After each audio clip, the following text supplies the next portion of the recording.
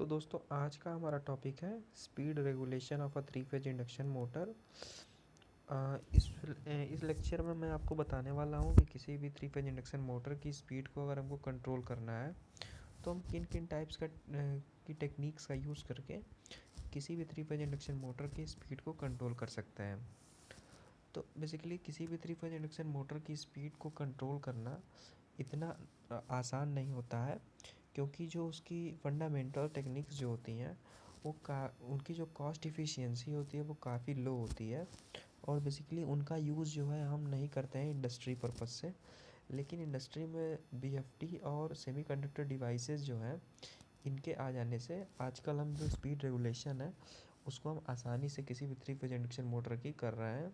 VFD और semiconductor devices या फिर इलेक्ट्रिकल ड्राइव्स के थ्रू हम किसी भी थ्री फेज इंडक्शन मोटर की स्पीड को ईज़िली कंट्रोल कर सकते हैं।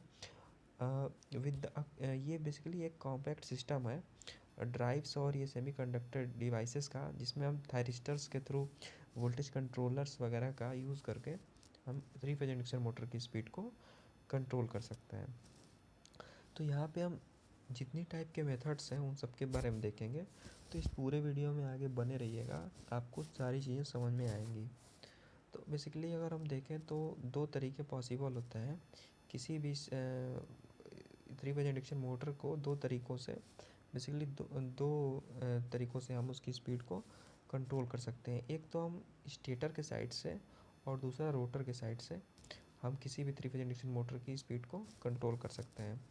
तो बेसिकली अगर हम देखें यहाँ पे, तो पहले मैं यहाँ पे स्टेटर साइड की बात कर रहा हूँ। तो स्टेटर साइड में मैंने यहाँ पे पहला जो लिखा हुआ है, by changing the applied voltage, यानी कि जो हमारी थ्री फेज सप्लाई जो हम स्टेटर पे दे रहे हैं उस वोल्टेज को अगर हम चेंज करें, उस वोल्टेज को हम रिड्यूस करें, तो उससे हमारी जो मोटर का जो रोटर है वो बेसिकली वो उसकी जो स्पीड है वो रिड्यूस हो जाएगी। उसकी वोल्टेज को हम वेरी करके चेंज करके हम जो उस रोटर की स्पीड को कंट्रोल कर सकते हैं। तो जैसे कि मैंने यहाँ पे एक टॉर्क का जो फार्मूला लिखा हुआ है, किसी भी रोटर में जो टॉर्क हमारा जनरेट होता है वो हमारा T is equal to K S E two square R two upon root R two square plus S X two square है। तो बेसिकली यहाँ पे आर टू जो है स्टैंड स्टिल कंडीशन में उस पर फेज़ उसका रेजिस्टेंस है, और ये एक्स टू हमारा पर फेज़ उसका रिएक्टेंस है। तो बेसिकली आर टू जो है वो तो हमारा कांस्टेंट है, और चूँकि एस एक्स टू जो यहाँ पे है, एस एक्स टू यानी कि इसको एक्स टू एस यानी ये हमारा रोटेटिंग कंडीशन में हमारी ये हमारा ये हमारी रिएक्टेंस है। तो यहाँ पे क्या होता है कि जो हमारी स्लिप होती है किसी भी थ्री फेज इंडक्शन मोटर की वो बहुत ही कम होती है। जैसा कि मैंने टॉर्क स्लिप कर्व के बारे में मैंने डिस्कस कर ऑलरेडी मैंने किया हुआ, उसका वीडियो है, मैं उसका डिस्क्रिप्शन में लिंक दे दूँगा। तो बेसिकली मैंने वहाँ पे ये बताया है कि हमारी स्पीड जो है रिड्यूस होती है व्हेन द मोटर जो अपना फुल लोड अचीव करने के बाद जो वो रनिंग करने लगता है, उस केस में हमारी जो स्पीड है स्लिप जो है वो बहुत कम होती है, अबाउट 2 to 3% होती है। तो बेसिकली हम जो हमारी ये जो वैल्यू है एस एक्स टू को, इसको भी हम स्मॉलर मान सकते हैं, नेग्लिजिबल मान सकते हैं। तो यहाँ से हमारा आर टू कॉन्स्टेंट हो गया और एस एक्स टू हमारा नेग्लिजिबल हो गया। तो हमारी जो टॉर्क है वो बेसिकली किस पे डिपेंड कर रही है, ये हमारा जो ईएमएफ जो हमारा इंड्यूस हो रहा है रोटर में। तो जो हमारा ईएमएफ जो इंड्यूस हो रहा है वो रोटर में उसको उस पर हमारी टॉर्क डिपेंड कर रही है, और बेसिकली जो हमारा ईएमएफ है वो हमारे वोल्टेज पे डिपेंड कर रहा है, जो सप्लाई वोल्टेज हम स्टेटर पे प्रोवाइड कर रहे हैं।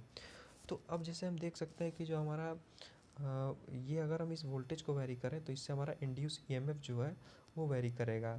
तो इंड्यूस सकते हैं कि टॉर्क जो हमारा है वो हमारे वोल्टेज के प्रोपोर्शनल हो जाएगा। तो वोल्टेज यहाँ पे जो वी स्क्वायर है ये हमारा बेसिकली हमारा जो सप्लाई हमारी स्टेटर पे जो हम दे रहे हैं वो वोल्टेज है। तो अब ये हमारा टॉर्क इसके प्रोपोर्शनल हो गया। तो अब हमको जैसे कि पता है कि हमारा जो टॉर्क होता है वो स्पीड के प्रोपोर्शनल होता है, क्योंकि स्पीड जो है हमारी स्लिप के प्रोपोर्शनल होती है। इन केस मैंने टॉर्क स्लिप कैरेक्टरिस्टिक्स जो कर्व मैंने डिस्कस किया उसमें मैंने इसके बारे में डिस्कस किया हुआ है कि हमारी किस कंडीशन में हमारी जो स्लिप है वो इन्वर्स प्रोपोर्शनल होती है टॉर्क के, और किस कंडीशन में प्रोपोर्शनल होती है उसके। तो बेसिकली उस वीडियो को आप ज़रूर देखिएगा। तो वहाँ से अगर हम इसको फाइंड करें तो हमारा टॉर्क यहाँ पे वोल्टेज के डायरेक्टली प्रोपोर्शनल हो गया, और हमारा यहाँ पे जो हमारा इंड्यूस्ड जो ईएमएफ है जो हमारे रोटर में, ये भी वोल्टेज के डायरेक्टली प्रोपोर्शनल है। तो बेसिकली यहाँ से अगर हम देखें तो हमारा जो टॉर्क है वो हमारे स्पीड के प्रोपोर्शनल हो जाएगा। तो इससे हम यहाँ से हमको क्या मिलता है कि अगर हमारी स्पीड जो हमारा टॉर्क की वैल्यू अगर हम कम हमारी रिड्यूस होती है तो बेसिकली हमारा स्पीड जो है रोटर का वो रिड्यूस होगा, जो हमारी रिक्वायरमेंट है। तो अब यहाँ पे बात आती है कि हम स्पीड को कम करके सॉरी बेसिकली टॉर्क को कम करके टॉर्क को हम उसकी स्पीड को भी कम कर सकते हैं। तो ये चीज़ हमको समझ में आ गई। तो अब इसके बाद अब हमारा क्वेश्चन ये होता है कि चूँकि स्टेटर पे सप्लाई हम दिए हुए हैं 3 फेज़, तो उसको हमको वेरी कैसे कराना है। तो डिफरेंट डिफरेंट टाइप की मेथड्स हैं, दो तीन मेथड्स हैं, उसके बारे में मैं डिस्कस करता हूँ कि वो कैसे वेरी होता है जो हम स्टेटर पे 3 फेज़ सप्लाई प्रोवाइड कर रहे हैं। जैसा कि आप यहाँ पे देख सकते हैं कि वोल्टेज चेंज करने के लिए जो हमारा वोल्टेज है 3 फेज पे, जो स्टेटर पे हम वोल्टेज प्रोवाइड कर रहे हैं 3 फेज, उसको जैसे कि मैंने देखा कि वोल्टेज को वेरी करके हम उसका जो हमारा टॉर्क है उसको हम कम करेंगे, और टॉर्क कम होने से हमारी स्पीड जो है कम हो जाएगी रोटर की। तो बेसिकली हम वोल्टेज को कैसे वेरी करें, ये हमारी रिक्वायरमेंट है। तो इसको फुलफ़िल करने के लिए हम यहाँ पे एक ऑटो ट्रांसफार्मर का यूज़ कर सकते हैं, 3 फेज ऑटो ट्रांसफार्मर का। तो बेसिकली ऑटो ट्रांसफार्मर के बारे में आपको पता होगा कि ऑटो ट्रांसफार्मर में जो हमारी एक सिंगल वाइंडिंग होती है, तो उसमें हम टैपिंग्स का यूज़ करके हम उसके जो नंबर ऑफ़ टर्न्स हैं उनको रिड्यूस करते हैं। नंबर ऑफ़ टर्न के रिड्यूस होने से जो हमारा वोल्टेज होता है वो रिड्यूस होता है, और वोल्टेज रिड्यूस होने की वजह से हमारी स्पीड जो है सॉरी जो हमारा टॉर्क है वो रिड्यूस होगा, और उससे हमारी स्पीड भी रिड्यूस हो जाएगी। तो ये ऐसे हम ऑटो ट्रांसफार्मर का यूज़ करके वोल्टेज को वेरी करते हैं, वोल्टेज को स्टेप डाउन करते हैं, या स्टेप अप हम करेंगे और स्पीड हमको अधिक चाहिए। स्टेप डाउन इन केस कि अगर हमको स्पीड कम करनी है रोटर की, तो हम स्पीड कंट्रोल में उसका यूज़ कर सकते हैं और हम उसकी स्पीड को कम कर सकते हैं। सेकेंड हमारा जो मेथड है कि हम रियोस्टेटिक मेथड का यूज़ करें। अगर हम जो हमारी थ्री फेज सप्लाई जो है उसको उससे हम उसको एक रियोस्टेट से कनेक्ट करें हम बेसिकली, तो उससे क्या होगा कि हमारा उससे भी हमारा जो वोल्टेज है वो वेरी होगा। तो स्टार्टिंग में क्या करेंगे कि इनिशियली हम रेजिस्टेंस की वैल्यू हाई रखेंगे। हाई रखने की वजह से क्या होगा कि जो हमारा वोल्टेज ड्रॉप होगा वो मैक्सिमम हमारा रियोस्टेट के अक्रॉस होगा, और जो हमारी जो 3 फेज सप्लाई जो हम प्रोवाइड कर रहे हैं, तो हमारी जो 3 फेज वाइंडिंग है उसके अक्रॉस जो वोल्टेज ड्रॉप होगा वो कम होगा। तो इससे क्या होगा कि हमारी जो वोल्टेज ड्रॉप कम होगा तो टॉर्क हमारा कम हो गया, और उससे हमारी स्पीड जो है रिड्यूस हो जाएगी। आफ्टर इनिशियली हम रेजिस्टेंस की वैल्यू हाई रखेंगे, और अब चूँकि स्टार्टिंग में हमको करंट की रिक्वायरमेंट कम है, तो बेसिकली हम रेजिस्टेंस यहाँ पे हाई रखेंगे, और उसके बाद जब हमारा मोटर रन करने लगेगा तो हम रेजिस्टेंस की वैल्यू 0 भी रख सकते हैं।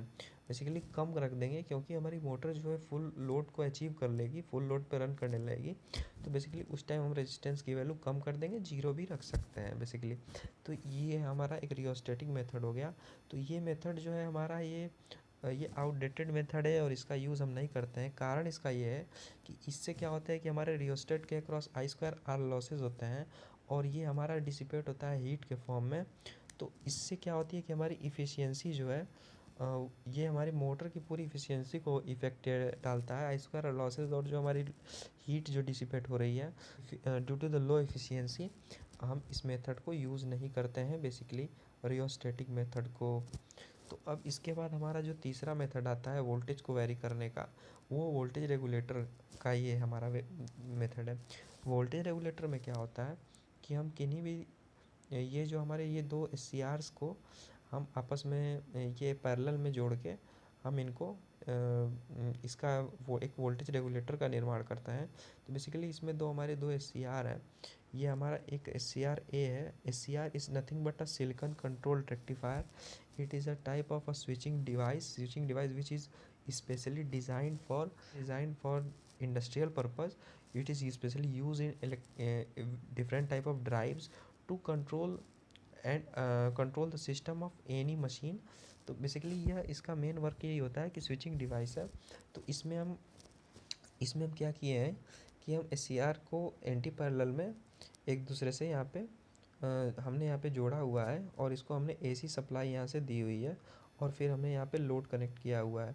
तो बेसिकली होगा ये कि पहले हाफ साइकिल में क्या होगा कि ये हमारा जो हमारा थायरिस्टर है, SCR को हम थायरिस्टर भी बोलते हैं, ये एक पावर से रिलेटेड ये सारी चीज़ें हैं। तो basically thyristor, SCR, UJT, BJT, IGBT और ये सारी जो और भी जो पावर इलेक्ट्रॉनिक्स डिवाइसेस हैं जो कि हाई पावर पे और हाई करंट रेटिंग की डिवाइसेस होती हैं, तो इस पर मैं अलग से वीडियो बना दूंगा। लेकिन बेसिकली हम यहाँ पे एक वोल्टेज रेगुलेटर की बात कर रहे हैं जो कि वोल्टेज को वैरी करने में, 3 फेज सप्लाई जो हम दे रहे हैं उसको वैरी करने में हमारा ये काम में आता है। तो जैसा कि हम देख सकते हैं कि यहाँ पे मैंने 2 SCRs का यूज़ किया है। तो होता यह है कि पहले हाफ साइकिल में क्या होता है कि जो हमारा थायरिस्टर A है वो फॉरवर्ड बायस होता है, और ये हमारा जो थायरिस्टर B है ये हमारा रिवर्स बायस होता है। तो थायरिस्टर A जो हमारा पहले हाफ साइकिल में ऑपरेट करेगा, और ये ऑपरेट तभी करता है जब हम इसके एक गेट टर्मिनल पे हम एक फायरिंग पल्स प्रोवाइड करते हैं। और ठीक ऐसे ही क्या होता है कि हमारा जो दूसरा हाफ साइकिल है, यानी कि जो हमारा सेकंड जो निगेटिव हाफ साइकिल है, ये तो पॉजिटिव हाफ साइकिल में फॉरवर्ड बायस में होता है। लेकिन बेसिकली जो हमारा दूसरा जो SCR है, SCR B, ये क्या है कि हमारा जो निगेटिव हाफ साइकिल है उसमें ये फॉरवर्ड बायस में होता है, और ये A वाला जो है ये हमारा रिवर्स बायस में होता है। तो ये दोनों SCR हमारे एक पॉजिटिव हाफ साइकिल में ये हमारा फॉरवर्ड बायस में है, निगेटिव हाफ साइकिल में हमारा ये फॉरवर्ड बायस में है, तो उसका जो दूसरा वाला आता है वो उस कंडीशन में रिवर्स बायस में होगा। तो बेसिकली ये तभी ऑपरेट करते हैं जब हम यहाँ पे एक फायरिंग पल्स देते हैं। तो डिले पे हमारा जो वोल्टेज है वो डिपेंड करता है कि हमारी जो वोल्टेज, चूँकि हमारी रिक्वायरमेंट है वोल्टेज रेगुलेटर इसको हम बोलते हैं, तो हमारी वोल्टेज कैसे वेरी होगी। तो अगर हम जो फायरिंग पल्स है, जो हम फायरिंग एंगल जो है उसका फायरिंग एंगल, यानी अगर उसको हम डिले करें, यानी उसको देर से हम फायरिंग पल्स करें, यानी गेट टर्मिनल पे जो हम पल्स दे रहे हैं उसमें अगर हम उसको डिले करके फायरिंग एंगल उसका डिले करें, और तो उससे हमारा क्या होगा कि जो हमारी रिजल्टेंट जो वोल्टेज निकल के आएगी वो रिड्यूस हो जाएगी। तो ऐसे हमारा वोल्टेज रेगुलेटर जो है वर्क करता है। वोल्टेज रेगुलेटर जो है बेसिकली मैंने आपको बताया कि यहाँ पे मैंने 2 SCR लिए हैं थायरिस्टर, उसको मैंने AC सोर्स से और एक लोड से जो हमारा हमने कनेक्ट किया हुआ है। तो अब इसमें हमको SCR A जो ऑपरेट करेगा पहले पॉजिटिव हाफ साइकिल में, SCR B जो है दूसरे निगेटिव हाफ साइकिल में, जो निगेटिव हाफ साइकिल है उसमें ऑपरेट करेगा। तो उसमें क्या होगा कि बेसिकली जब तक हम यहाँ पे फायरिंग पल्स एक गेट पे नहीं देंगे तब तक ये हमारे SCR जो है टर्न ऑन नहीं होगा। तो बेसिकली यहाँ पे मैं आपको बताना चाहता हूँ कि ये हमारा सब सारी चीज़ें हमको वोल्टेज, चूँकि वोल्टेज हमको रिड्यूस करनी है, तो हमारा जो हमारा फायरिंग पल्स जो हम उसको प्रोवाइड कर रहे हैं उसका जो फायरिंग एंगल है वो हम डिले करेंगे, यानी कि फायरिंग एंगल को रिड्यूस करेंगे। तो उससे क्या होगा कि हमारा जो वोल्टेज होगा वो कम हो जाएगा, वोल्टेज हमारा रिड्यूस करेगा। तो बेसिकली अल्फ़ा जो हमारा फायरिंग एंगल होता है, इसको अगर हम अल्फ़ा को अगर हम रिड्यूस कर रहे हैं तो उससे हमारा क्या होगा, जितना हम फायरिंग एंगल में डिले करेंगे तो हमारा वोल्टेज जो है उतना रिड्यूस हो जाएगा। और रेगुलेटर का प्रयोग करके हम ऐसे डिले इन फायरिंग एंगल मैंने लिखा हुआ है, तो फायरिंग एंगल में डिले करेंगे और इससे हमारा वोल्टेज रिड्यूस होगा। तो वोल्टेज रिड्यूस होगा तो हमारा चूँकि टॉर्क, वहाँ पे टॉर्क जो है हमारा टॉर्क रिड्यूस होगा, और जो कि हमारा जब टॉर्क रिड्यूस होगा तो उससे हमारी जो स्पीड है वो ऑटोमेटिकली रिड्यूस हो जाएगी। तो ऐसे हम यहाँ पे फायरिंग एंगल को डिले करके, फायरिंग एंगल में डिले ला के हम इस वोल्टेज रेगुलेटर को एज अ स्पीड कंट्रोल में हम वोल्टेज वेरी कराएंगे, और बेसिकली जिससे हमारी स्पीड जो है रिड्यूस हो जाएगी। तो ये तो हमारा हो गया फायरिंग एंगल का मेथड।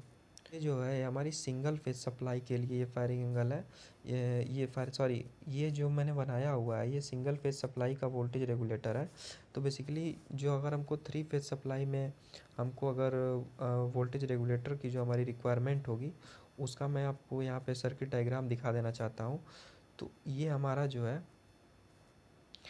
3 फेज सप्लाई का एक वोल्टेज रेगुलेटर मैंने यहाँ पे डिज़ाइन किया हुआ है। इसमें क्या है कि सेम जो जैसे मैंने 2 थायरिस्टर को पैरेलल में मैंने जोड़ा था सिंगल फेज सप्लाई में, यहाँ पे मैंने 3 थायरिस्टर, चूँकि इसमें 3 फेज़ होते हैं R, Y एंड B। तो बेसिकली लोड्स को मैंने यहाँ पे 3 फेज़ के साथ 3 अलग अलग वोल्टेज कंट्रोलर्स के साथ जोड़ा हुआ है। तो ऐसे हम 3 फेज सप्लाई के वोल्टेज को कंट्रोल कर सकते हैं। तो वोल्टेज कंट्रोल करने का इन द सेंस कि वोल्टेज को हमको रिड्यूस करना है, जिससे कि हमारा टॉर्क जो हमारा EMF जो है वो रिड्यूस हो। EMF रिड्यूस होगा तो हमारा टॉर्क जो है वो कम प्रोड्यूस होगा, और इससे हमारी स्पीड जो है वो ऑटोमेटिकली रिड्यूस हो जाएगी। ये हमारे रिक्वायरमेंट है, तो इससे हम वोल्टेज को वेरी कर सकते हैं।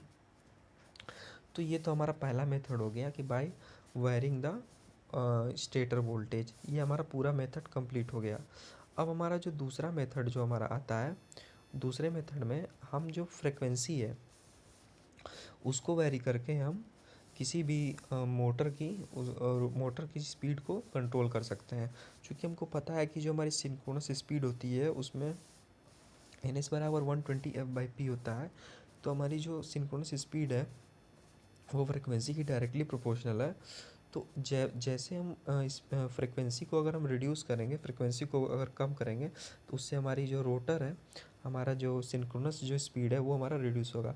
अब चूँकि सिंक्रोनस स्पीड जो है वो हमारे रोटर के स्पीड के प्रोपोर्शनल होती है, तो इससे हमारा जो है जो हमारी रोटर का स्पीड है वो रिड्यूस होगा और हमारी स्पीड रेगुलेशन हमारा हो जाएगा।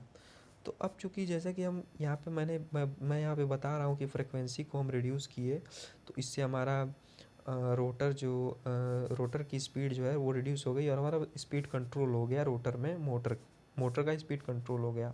लेकिन ये एक इम्प्रैक्टिकल कॉन्सेप्ट है, ये बेसिकली लागू नहीं होता है। क्योंकि इसका मेन रीज़न ये है कि due to low frequency flux density in the motor enhanced and the core will be saturated.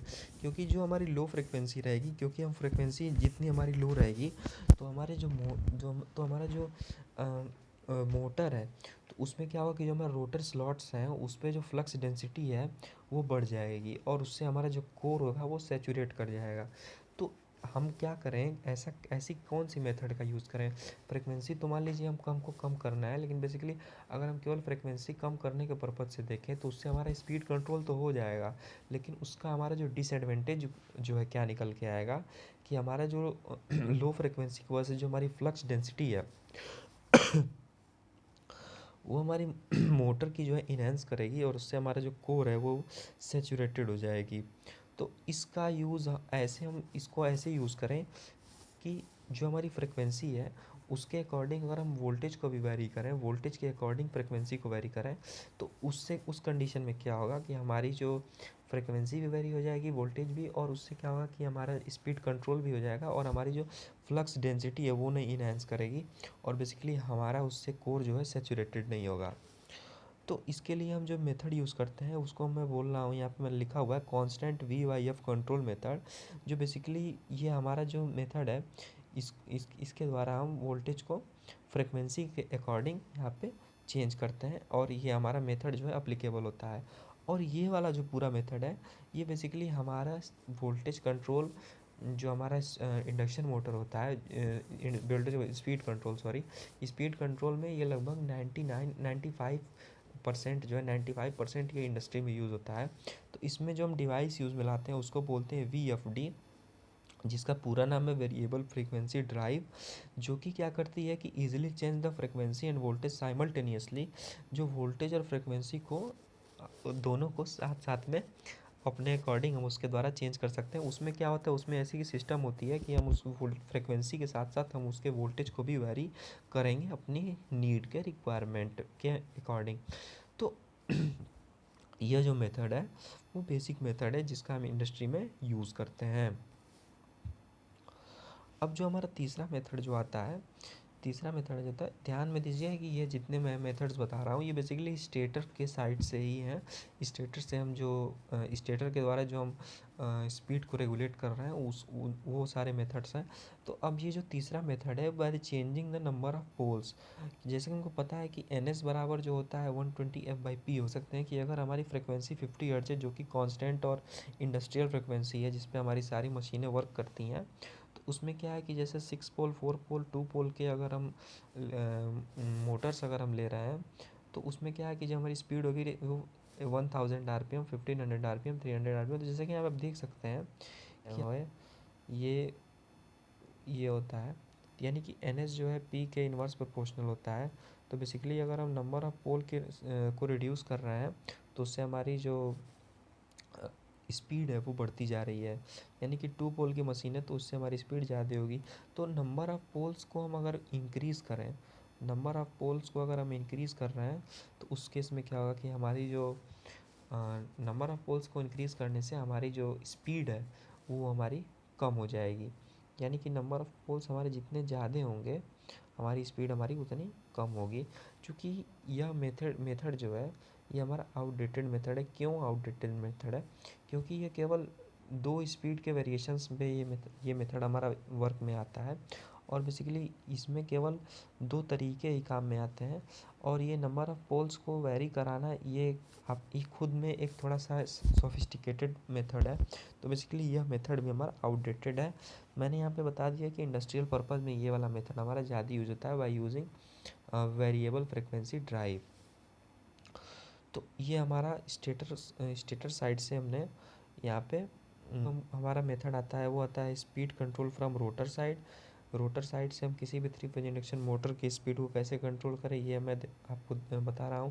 तो बेसिकली रोटर हमको पता है कि 2 टाइप्स के होते हैं, एक स्क्वायरल केज होता है, एक फेज वाउंड होता है।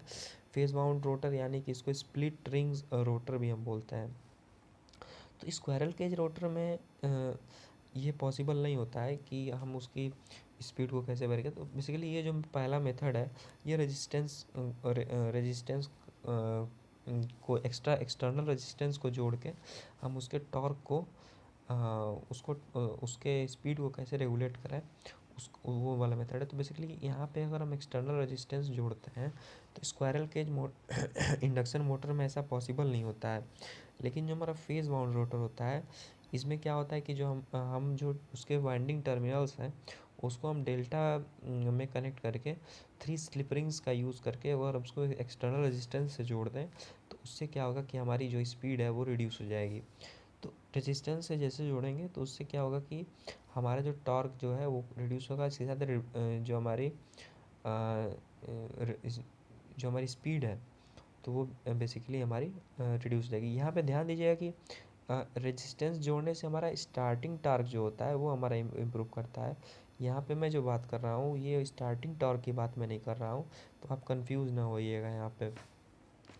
तो बेसिकली वाइंडिंग के जो टर्मिनल हैं वो बेसिकली डेल्टा में कनेक्टेड हैं।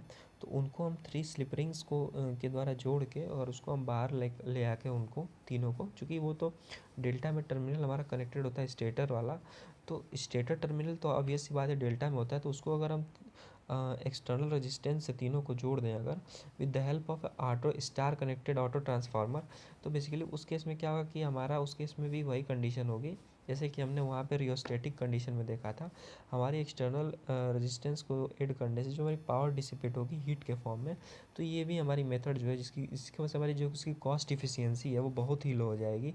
और ये मेथड भी हमारा आउटडेटेड तो नहीं कर सकते, लेकिन ये मेथड जो हम यूज में नहीं लाते हैं। बेसिकली ये यूज में भी लाएंगे तो बेसिकली फेज वाउंड रोटर के ही यूज़ करेंगे, क्योंकि फेज वाउंड रोटर में ही हम इस मेथड का यूज़ भी कर सकते हैं, क्योंकि इसमें स्लिप रिंग्स होती हैं और कार्बन ब्रशेस के थ्रू हम इसमें ऐसा कर सकते हैं। अब इसके बाद हमारा जो दूसरा जो मेथड आता है रोटर साइड से जो कंट्रोल करना है उसका नाम है कास्केडेड कंट्रोल मेथड। इसमें हम क्या करते हैं कि इसमें हम 2 मोटर को एक सिंगल शाफ्ट के द्वारा कनेक्ट कर रहे हैं। तो इसमें क्या है कि एक हमारी जो मोटर है वो मेन मोटर है और एक मोटर हमारी ऑक्सिलरी मोटर होती है। मेन मोटर को हम 3 फेज सप्लाई से कनेक्ट कर देते हैं और जो हमारी मेन मोटर है उसको हम उसको हम इसी मेन मोटर ऑक्सिलरी मोटर है तो इसको मेन मोटर के एक सिंगल शाफ्ट से कनेक्ट कर देते हैं। तो बेसिकली इसमें क्या होता है कि अगर हमारी ये वाली जो ऑक्सिलरी मोटर है ये हमारी स्क्वायरल केज या स्लिप रिंग स्क्वायरल केज हो सकती है, तो या फिर स्लिप रिंग कंडीशन में हमारे इसमें हम एक्सटर्नल रेजिस्टेंस भी यहाँ पे हम जोड़ सकते हैं इसकी स्पीड को कंट्रोल करने के लिए। तो यहाँ पे अगर हम यहाँ पे जैसे देखें, यहाँ पे अगर हम पहली कंडीशन अगर हम देखें कि अगर केवल हमारा मोटर ए जो हमारा मेन मोटर है जो वर्क करता है तो उस केस में हमारी जो स्पीड है वो 120 F/P है। और जो हमारा अगर मोटर बी वर्किंग कंडीशन में है तो मोटर बी वर्किंग कंडीशन ही हमारा जो ऑक्सिलरी मोटर है इसको जब वर्किंग कंडीशन में लाना होता है तो हम ये मेन मोटर की सप्लाई को कट कर देते हैं और इसको हम कनेक्ट यहाँ पे कर देते हैं। तो इस कंडीशन में क्या होगा कि हमारी जो स्पीड है सेम पहले वाले मेन मोटर की तरह होगी 120 F/P2। यहाँ पे नंबर ऑफ पोल्स तो नंबर ऑफ़ पोल्स इसके कुछ दूसरे हो सकते हैं, इसके कुछ और हो सकते हैं। तो स्पीड हमारा कंट्रोल यहाँ पे कैसे होता है ये हम आपको बता रहे हैं। जैसे इसके आगे देखिए कि जब हमारा दोनों मोटर जो है वो सेम डायरेक्शन में रन करेगा, तो इसमें क्या होगा कि अब हमको एक्चुअल में बात ये है कि हमको मोटर की स्पीड को कंट्रोल करना है। अब कंट्रोल इन द सेंस कि मोटर की स्पीड को हम बढ़ाना भी है, घटाना भी है, ये हमारी रिक्वायरमेंट, हमारे नीड पे डिपेंड करता है। तो अब नंबर ऑफ़ पोल्स ये हो सकता है, ये भी हो सकता है कि हमारी ये 4 पोल की मशीन हो, ये 2 पोल्स की मशीन हो। तो बेसिकली अगर अगर हमारी जो डायरेक्शंस है दोनों की सेम है, दोनों की डायरेक्शन सेम है, दोनों सेम डायरेक्शन में रन कर रहे हैं, ये हमारा मेन मोटर भी और ये हमारा ऑक्सिलरी मोटर भी, तो बेसिकली इस कंडीशन में जो हमारी स्पीड होगी वो 120 F upon P1 plus P2 हो जाएगी। इस केस में क्या होगा कि हमारी जो नंबर ऑफ़ पोल्स की संख्या जो है इनहेंस कर गई और हमारी स्पीड जो है इससे रिड्यूस हो जाएगी। तो ये हमारा एक मेथड हो जाता है स्पीड कंट्रोल का। सेम यही कंडीशन यहाँ पे है। तो ये बेसिकली अगर हमारा ये मोटर हमारा क्लॉकवाइज डायरेक्शन में घूम रहा है और ये मोटर अगर हमारा एंटी क्लॉकवाइज ये हमारा मोटर अगर क्लॉकवाइज डायरेक्शन में घूम रहा है और ये मोटर हमारा एंटी क्लॉकवाइज डायरेक्शन में, तो इस केस में क्या होगा कि हमारी जो जो हमारा रिजल्टेंट जो नंबर ऑफ़ पोल है, नंबर ऑफ़ पोल तो दोनों के अलग अलग हो सकते हैं। तो उस केस में हमारी जो स्पीड होगी वो 120 F by P1 minus P2 होगी। इस केस में हमारी पोल्स जो है कम हो गए, इसकी वजह से हमारी स्पीड जो है अधिक हो जाएगी। तो ऐसे हम कास्केडेड मेथड्स के थ्रू भी हम मोटर्स की जो है स्पीड को कंट्रोल कर सकते हैं। लेकिन बेसिकली मैं कास्केडेड मेथड के एक डिसएडवांटेज के बारे में आपको बताना चाहूँगा। इससे जो हम ये 3 फेज सप्लाई जो हम ये यहाँ पे ये मेन मोटर को जो हम प्रोवाइड कर रहे हैं, तो ये हमारी मैग्नेटाइजिंग करंट जो हमारी ये करंट जो ड्रॉ कर रहा है, ये वॉटलेस करंट है। बेसिकली ये एक मैग्नेटाइजिंग करंट है, जिसके कारण क्या होता है कि हमारा इसका जो पावर फैक्टर है वो बहुत लो हो जाता है। तो इसको ये पावर फैक्टर लो होने की वजह से ये हमारा इसका डिसएडवांटेज है। इससे हमारी जो सिस्टम की एफिशिएंसी है वो रिड्यूस हो जाती है। तो बेसिकली ये एक इसका डिसएडवांटेज है, लेकिन इसका यूज़ हम स्पीड रेगुलेशन में हम ईज़िली कर सकते हैं। इसका यूज़ मैं बता दूं आपको कि इसका बेसिकली यूज़ कहाँ होता है। इसका यूज़ बेसिकली वेंटिलेटर फैंस जो होते हैं हमारे, वहाँ पे यूज़ इसका करते हैं। और बेसिकली जो बाल मिल्स होती हैं वहाँ पे स्पीड को कंट्रोल करने के लिए, स्पीड को रेगुलेट करने के लिए हम कैस्केडेड मेथड का यूज़ करते हैं। तो दोस्तों ये था different type of methods to control the speeds और स्पीड रेगुलेशन के अलग अलग मेथड्स थे। तो होपफुली आपको समझ में आया होगा, मैंने सारे मेथड्स के बारे में एक एक करके बताया है। तो अगर समझ में आया तो वीडियो को लाइक कीजिएगा, चैनल को सब्सक्राइब कीजिएगा, and that's all and thank you.